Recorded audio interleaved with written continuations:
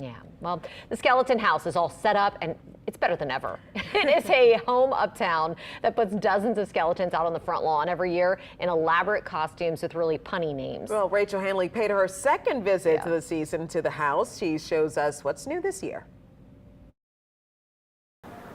Yeah, the woman who lives here, who is behind this display every year, took me on a behind-the-scenes tour last month where I got to see where all of the skeletons are stored and how she puts them together.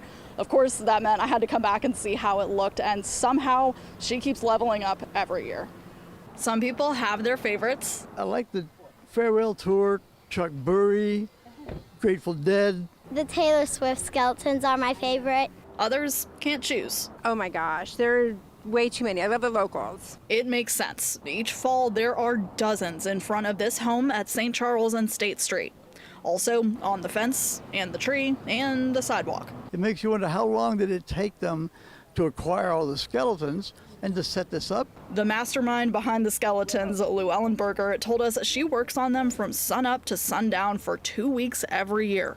Some of them are tributes to fairy tales. Some of them are local icons. Some are pop culture references, old, new, and very new, like this year's Coldplay at Jumbotron.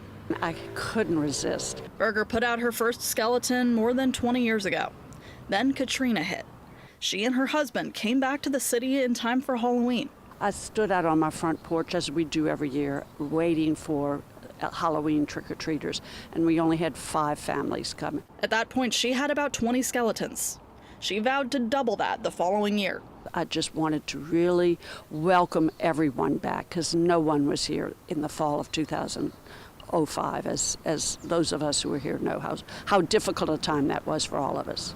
The plan worked. Since then, the Skeleton House has become one of the busiest Halloween attractions in the city. It's actually pretty cool. I love to visit because it's always different every year. You could spend hours here just even trying to read all the signs. Berger even sees local schools show up on field trips.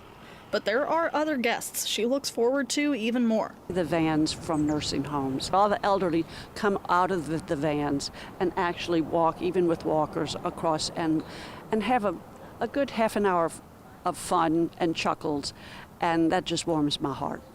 Llewellyn does make sure to take care of the kids, though. As you can imagine, this house is very popular with trick-or-treaters, and they give out their custom throws with the skeleton house on them. They order a different one every year. She says she has ordered 4,000 in the past and run out in a single Halloween night. In uptown New Orleans, Rachel Handley, WWL Louisiana.